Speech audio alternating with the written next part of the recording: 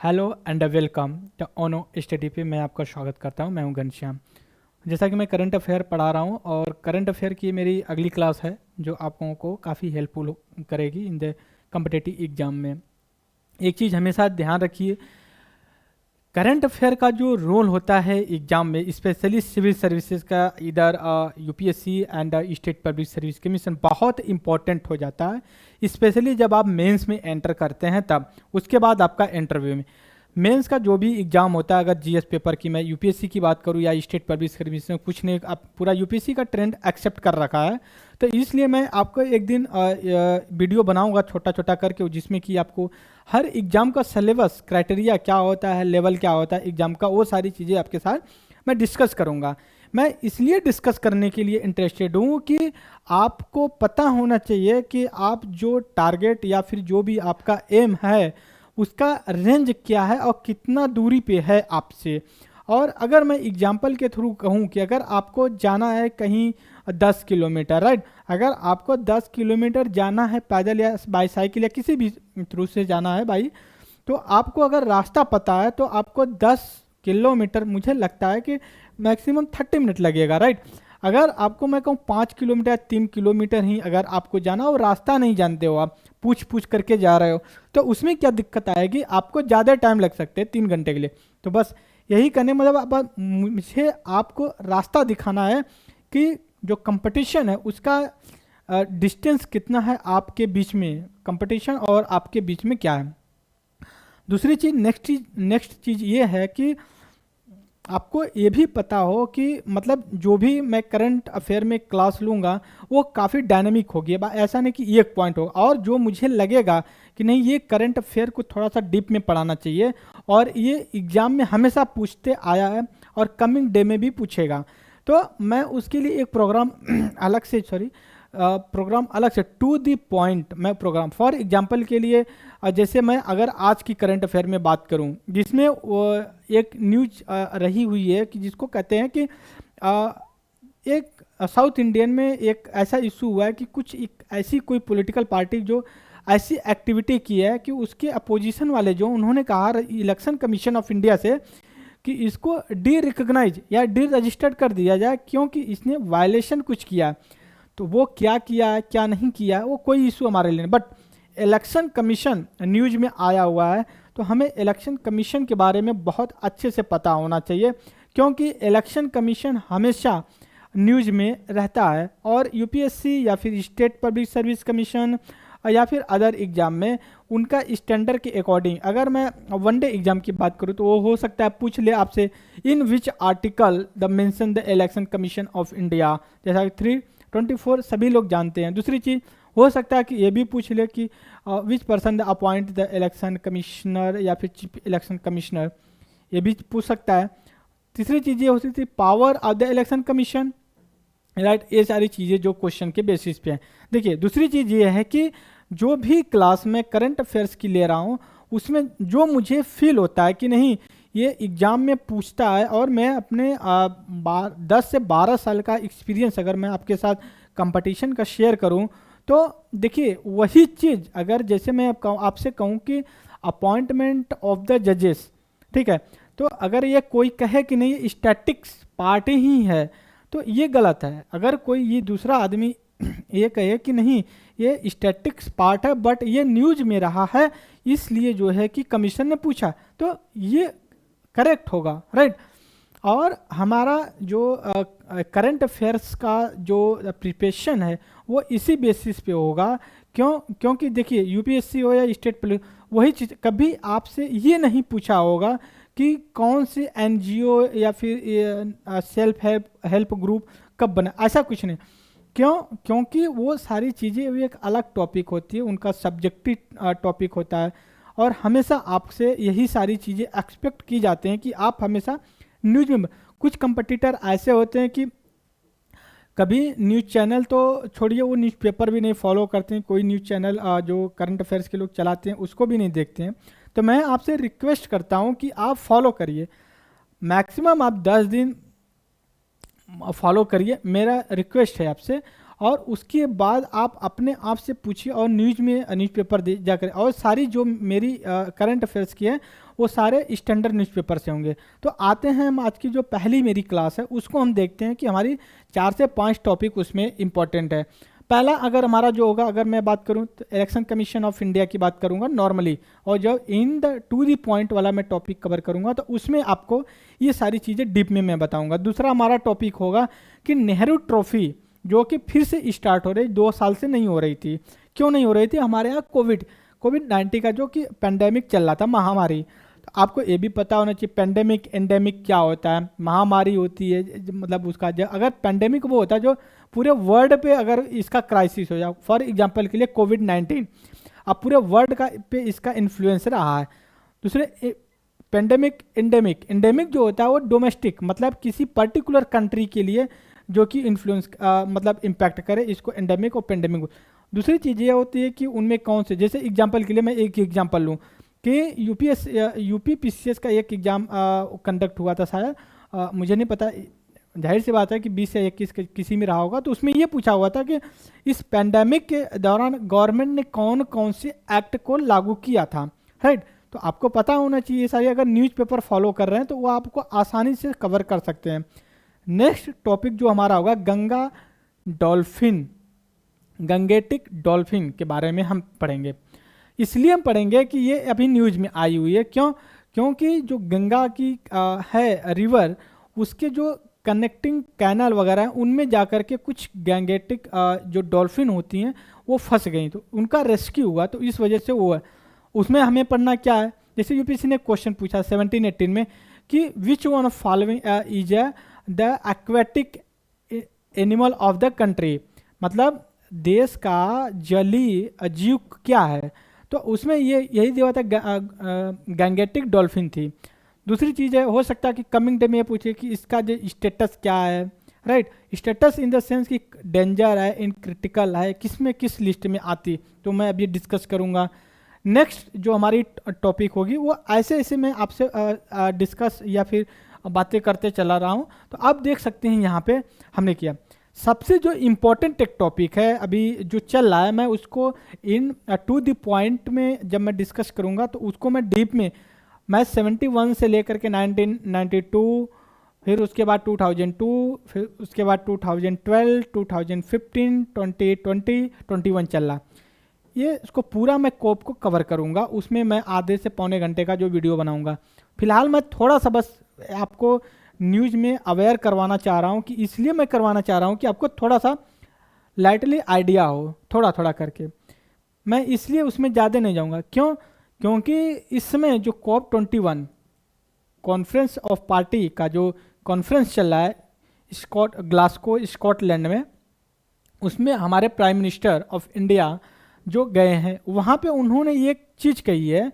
उन्होंने एक चीज़ ये कहा है कि नेट जीरो, जब प्रीवियस ईयर की मेरी वीडियो देखेंगे तो उसमें दिया, मैंने बताया कि नेट जीरो है क्या, राइट। तो उसको आप फॉलो करिए, इस यहाँ पे ज़रूरत नहीं है।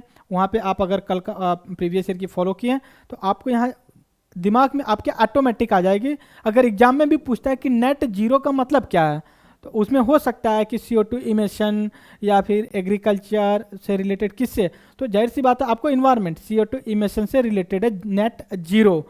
तो गवर्नमेंट ऑफ इंडिया के या फिर prime minister of the India ने कहा कि इंडिया की 2070 तक, राइट, याद रखिएगा 2070 तक जो है कि नेट जीरो को अचीव करेगा। इस बात को देखना, यूपीएससी या फिर किसी एग्जाम में वो पूछेगा कि प्राइम मिनिस्टर ऑफ इंडिया जो COP26 को अटेंड करने गए थे वो किस जगह हुआ था, पहला क्वेश्चन।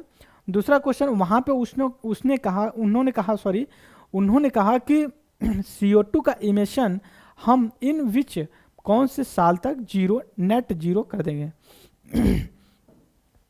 तो एक चीज को आप ध्यान दीजिए। तो उन्होंने कहा कि मैं 2070 तक, एक चीज देखिए यहाँ पे 2070 तक हम COP20 में वहाँ पे नेट जीरो टारगेट करेंगे। इसमें और उन्होंने कुछ चीज़ें बात की, बट हम उसको अभी डीप में नहीं जा रहेंगे। आपको टू द पॉइंट का वीडियो देखना ही होगा। क्योंकि मैं इसलिए नहीं यहाँ पे ज़्यादा डीप में जा रहा हूँ, क्योंकि सारी चीज़ें बिखरने लगेंगी। बस आप लैटरली देखिए कि उसमें है। दूसरी चीज़ ये भी है, एक चीज़ इसी में और जोड़ देते हैं, जो कि हम कहे थे कि 450 गीगावाट जो हमारी एनर्जी रिन्यूएबल से, रिन्यूएबल मतलब रिन्यूएबल नॉन रिन्यूएबल के बारे में जब मैं एनर्जी का बताऊंगा उसमें, तो इसका जो टारगेट है बढ़ा करके मोदी जी ने कहा कि prime minister of the India ने कहा कि 500, राइट, 500 गीगावाट हम रिन्यूएबल एनर्जी प्रोड्यूस करने वाले हैं। ये हमारा जो कि पहला जो कि हमारा करंट अफेयर्स का रहा है, ये चीज़ें करना। एग्जाम के पॉइंट ऑफ व्यू से क्या, कब तक हमारा नेट जीरो का टारगेट रखा, 2070 तक। दूसरी चीज़ नेट जीरो क्या होता है ये भी हमें पता हो गया। फिर रिन्यूएबल एनर्जी का जो टारगेट था वो 450 से लेकर के कहाँ पे बढ़ा देगा, 500 तक, राइट। ये 3 क्वेश्चन हमारे यहाँ पे बन जाते हैं। मैं ऐसा भी कर सकता हूँ कि 3 क्वेश्चन बना दे, लेकिन मैं आपको थोड़ा सा डायनेमिक तरीके से बताने की कोशिश, मैं क्वेश्चन में जाऊँगा तो फिर लिमिटेड हो जाऊँगा, तो इसलिए मैं बता। दूसरी चीज़ ये है, एक वर्ड है जिसको पेरिस रूल बुक बोलते हैं। पेरिस रूल बुक का मतलब ये है कि जो ये COP26 हुआ है, इससे पहले COP21 हुआ था 2015 में। कहाँ पे हुआ था, पेरिस में हुआ था, फ्रांस में पड़ता है ये, जैसा सबको पता है। तो वहाँ पे क्या है कि ये जब हुआ तो यहाँ से COP21 से एक यूपीएससी में यूपीपीसीएस का एक सवाल था, और यूपीएससी ने भी क्वेश्चन पूछा हुआ था कि पेरिस अग्रीमेंट क्या है, राइट, या फिर COP21 से जो निकला एक हमारा अग्रीमेंट, उसका नाम क्या, पेरिस क्लाइमेट अग्रीमेंट, या फिर पेरिस एकॉर्ड, या फिर Paris agreement, right, etcetera etcetera नाम देते हैं। लेकिन इस बुक को, पेरिस अग्रीमेंट जो हमारा यहाँ से निकला 2015 से COP21 से, तो इसको इम्प्लीमेंट करने के लिए कुछ फीचर्स इसमें रहे हैं। मैं जब टू द पॉइंट पढ़ाऊंगा तो उसमें देखना पेरिस अग्रीमेंट को इम्प्लीमेंट कैसा किया जाए, ठीक है। पेरिस अग्रीमेंट, क्योंकि पेरिस अग्रीमेंट अप्लाई होगा 2022 से ही, जो कि चल रहा है, उसके बाद से अप्लाई हो रहा है। तो जब ये पेरिस अग्रीमेंट अप्लाई होगा 20, तो इसको किस तरह से किया जाए कि ये हो, तो उसके लिए एक बुक बनाई गई, जिसका बुक का नाम बोला था पेरिस रूल बुक, राइट। क्या नाम है, पेरिस रूल बुक। अगर मैं आपसे बात करूँ कि पेरिस रूल बुक किससे रिलेटेड है, इन्वायरमेंट, चाइल्ड डेवलपमेंट, या फिर वुमेन एम्पावरमेंट, या एग्रीकल्चर, आपको पता होना चाहिए। पेरिस रूल बुक जो है कि इन्वायरमेंट और ग्लोबल वार्मिंग से रिलेटेड है, पेरिस अग्रीमेंट से रिलेटेड है। और ये कब आया, ये चीज़ भी आपको पता होना चाहिए, जो कि 2018 में एक कॉप हुआ, जिसका अगर मैं आपसे कहूँ कि कैलकुलेट करिए, 15 में 21 हुआ, 16 में 2016 में कितना होगा, 22 होगा, 2017 में क्या होगा, जाहिर सी बात है 23 होगा, राइट। 2018 में क्या होगा, जाहिर सी बात है 24, राइट। ये चीज़ आप ध्यान रखिए। हर साल ये कॉन्फ्रेंस होता है, वर्ल्ड के जितने भी हेड होते हैं वो उसमें पार्टिसिपेट करते हैं, राइट। इस चीज़ को आप ध्यान दें। तो ये सारी चीज़ें आपको पता चली। ये कहाँ पे हुआ था, पोलैंड में हुआ था, पोलैंड में वो 2018 में हुआ था। कौन सा कोप था, 24, राइट, टॉप। दूसरी बात है गंगा डॉल्फिन, क्या ना, गंगा डॉल्फिन। अगर मैं आपको गंगा डॉल्फिन से अगर मैं वाकिफ कराना चाहूँ, तो आप देख सकते हैं कि ये इंडिया का कुछ ऐसे ही मैप बनेगा, ऐसे, राइट।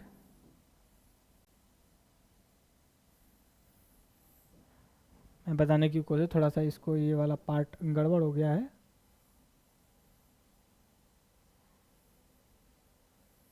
राइट, ये हो गया। दूसरी चीज़, थोड़ा सा कलर चेंज करते हैं, तो हम गंगा का आपको लोकेशन बताने की कोशिश करते हैं। गंगा की लोकेशन आपको ये कुछ ऐसे हो करके ये ऐसे निकलती है, और यहाँ से आपकी एक ब्रह्मपुत्रा आती है,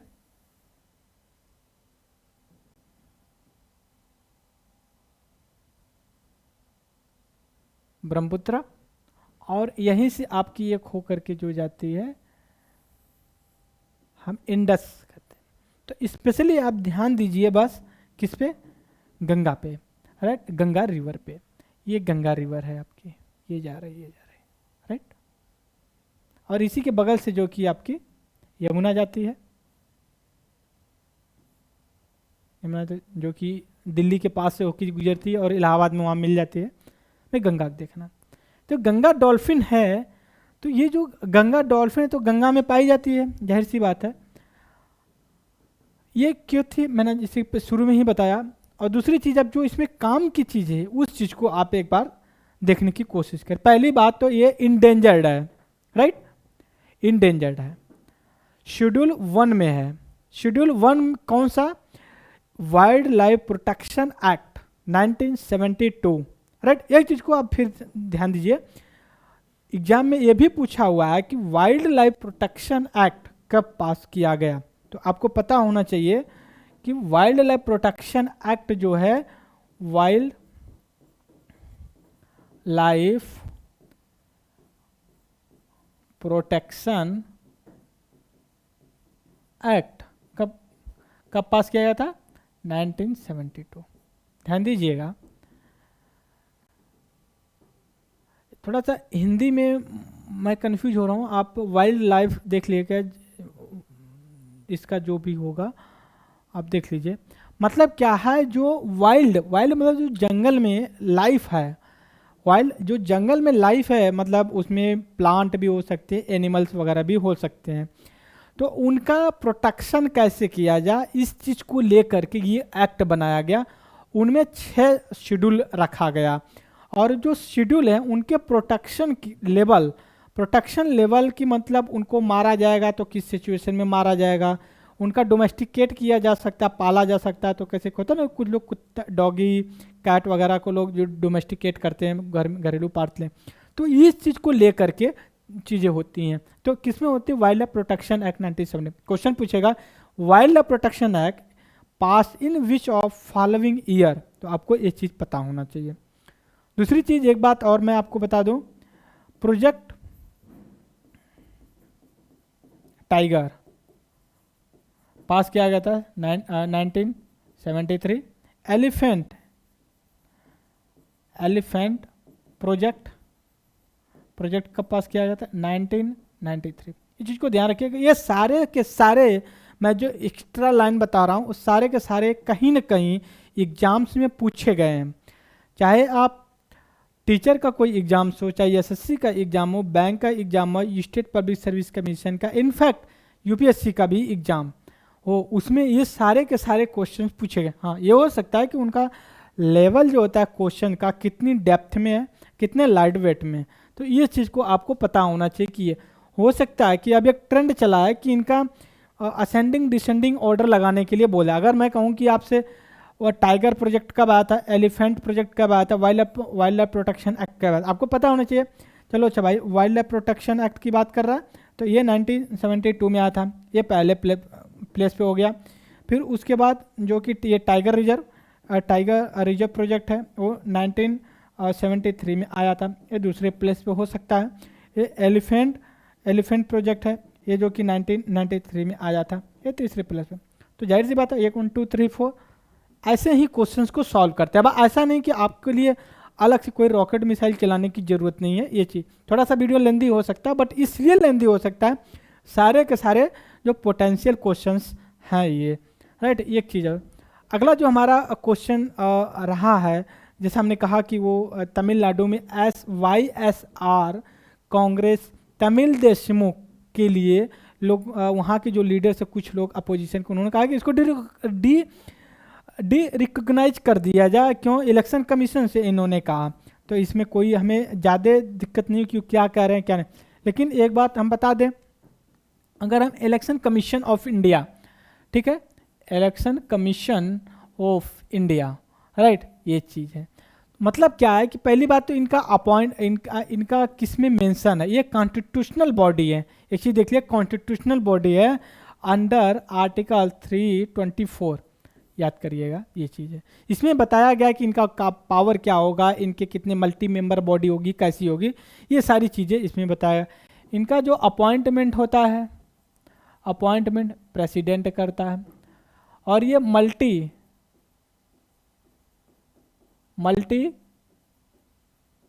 मेंबर मेंबर ऑर्गेनाइजेशन है, इंस्टीट्यूशन मतलब एक से ज़्यादा लोग हैं इसमें। वैसे ये 3 लोगों की है ये संस्था, 3 में जो कि एक को कहते हैं चीफ इलेक्शन कमिश्नर और रेस्ट ऑफ टू कि इलेक्शन कमिश्नर बोलते हैं, राइट।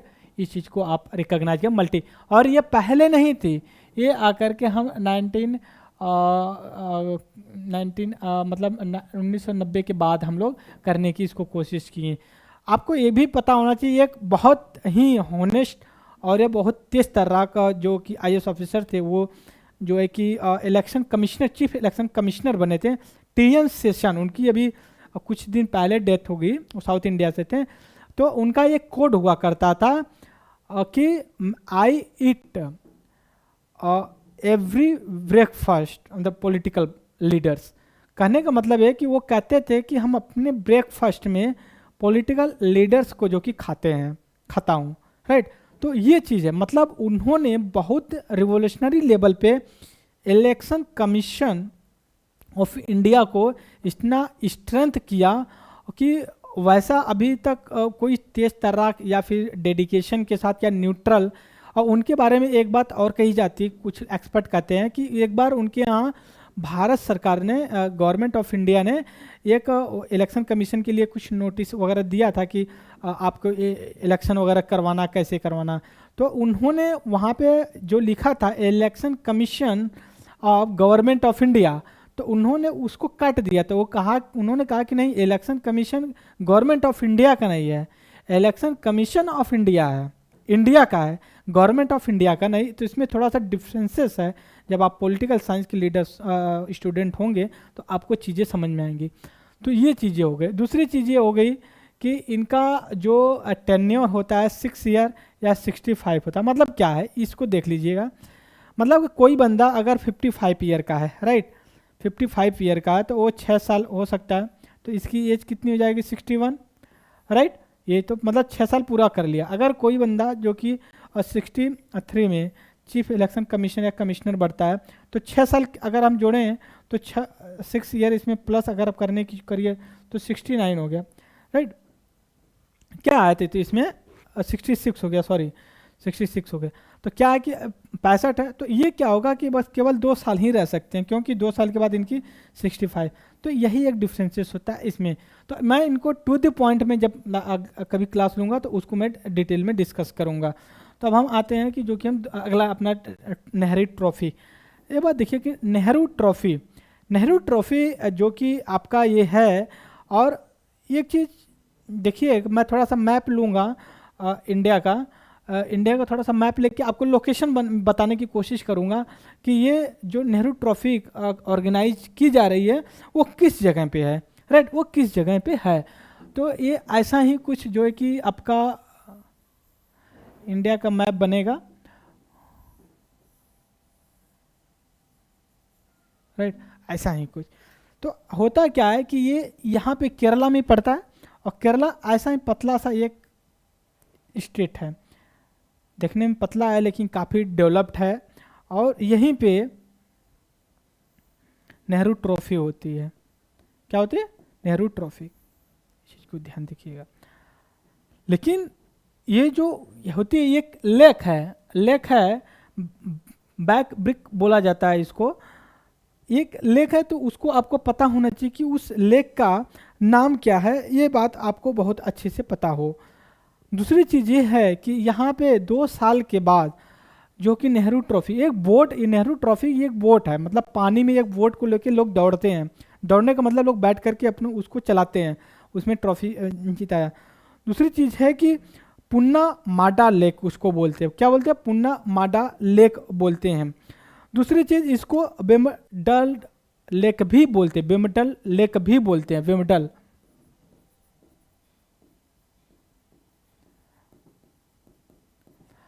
ये तो इतना इम्पोर्टेंट नहीं है। दूसरी चीज़ ये है कि ये सबसे इंडिया की सबसे लॉन्गेस्ट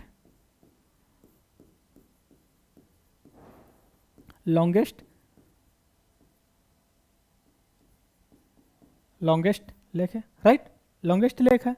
दूसरी चीज़ है लॉन्गेस्ट सेकेंड ये है, सॉरी, और दूसरी चीज़ ये है, लॉन्गेस्ट लेक है ये सेकेंड, एक चीज़ को देखिएगा, ये जो कि सेकेंड लार्जेस्ट, एक चीज़ को फिर से मैं कह रहा हूँ, ये सेकेंड लार्जेस्ट जो कि ये जो है कि ये है क्या बोलते हैं, वेटलैंड है, वेटलैंड है, क्या है, वेटलैंड है। तो पहला कौन सा है, ये सुंदरबन। सुंदरबन कहाँ पे है, वेस्ट बंगाल, बेबंगा आपका ये यहाँ पे पड़ेगा।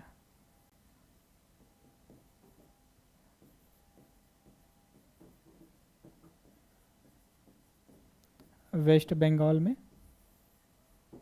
बे ऑफ बंगाल में पड़ता है, राइट, इस चीज को थी, राइट, इतना क्लियर हो गया। दूसरी चीज हो गया कि वेटलैंड का मतलब क्या है, ये चीजें, इसको हिंदी में कहते हैं आर्द्र, आर्द्र भूमि, राइट। दूसरी चीज ये है कि ये वेटलैंड जो है कि ये एक ऑर्गेनाइज, दूसरी मैं एक चीज और ले लेता हूं वेटलैंड को लेकर के,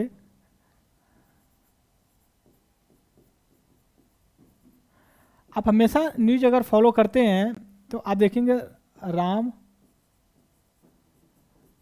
रामसर साइट्स, जो ये लेक है विमडल, ये रामसर साइट है, राइट। तो आपको ये भी पता होना चाहिए कि रामसर साइट का मतलब क्या है, या फिर इसको जो बोलते हैं convention on wetland, right, wetland बोलते हैं। दूसरी चीज ये है कि रामसर क्या है, कोई जानवर का नहीं, रामसर एक प्लेस है, कहाँ पे है, ईरान में पड़ता है, कैस्पियन सी के पास में उसके बॉर्डर। तो आपको ये भी पता होना चाहिए जो कैस्पियन सी है कितने लोगों से बॉर्डर टच करता है, ये 5 लोगों से करता है, राइट, ये चीज। और रामसर जो कन्वेंशन आया हुआ है 1971 में आया, राइट, ये चीज जो कि हमने डिस्कस किया, राइट। तो हमने जो करंट अफेयर्स का जो डिस्कस किया, इसमें अगर आप क्वेश्चन हमारा जो जो हमने बनाया, उसमें मोस्टली हमने वही क्वेश्चन बनाया कि जो आपसे पूछा जा सकता है। पहली बार रामसर साइड या फिर Ramsar convention, convention on the wetland, मतलब आर्द्र भूमि पे जो अग्रीमेंट है वो कब है, 71 में हुआ है। दूसरी चीज़ ये है कि आपका जो कि ईरान, रामसर कहाँ पे पड़ता है, ईरान में पड़ता है। अगली बार जो कैस्पियन सी है, कैस्पियन सी में देखिए 5 कंट्री जो टच करती हैं, 2 सेंट्रल एशिया की हैं, ठीक है, सेंट्रल है कजाकिस्तान, तुर्कमेनिस्तान, एक रसिया पड़ता है 3, चौथा जो ईरान खुद है, और जो 5वां पड़ता है वो अजरबैजान पड़ता है। इस चीज़ को आप देख लें मैपिंग में, क्यों, यूपीपीसीएस का भी एग्जाम हुआ तो उसमें यह पूछा which of the following country the touching the border with the Black Sea, मतलब निम्न में से कौन से ऐसी कंट्री है जो कि ब्लैक सी से टच करता है और कौन सा नहीं। उसमें सीरिया था जो कि वो टच नहीं करता, सीरिया जो कि आपका जो कि मेडिटेरियन सी जो पड़ता है उसमें टच करता है, राइट। तो मैं अपनी लेक्चर यहीं पे बंद करता हूँ। Thank you very much the discussion.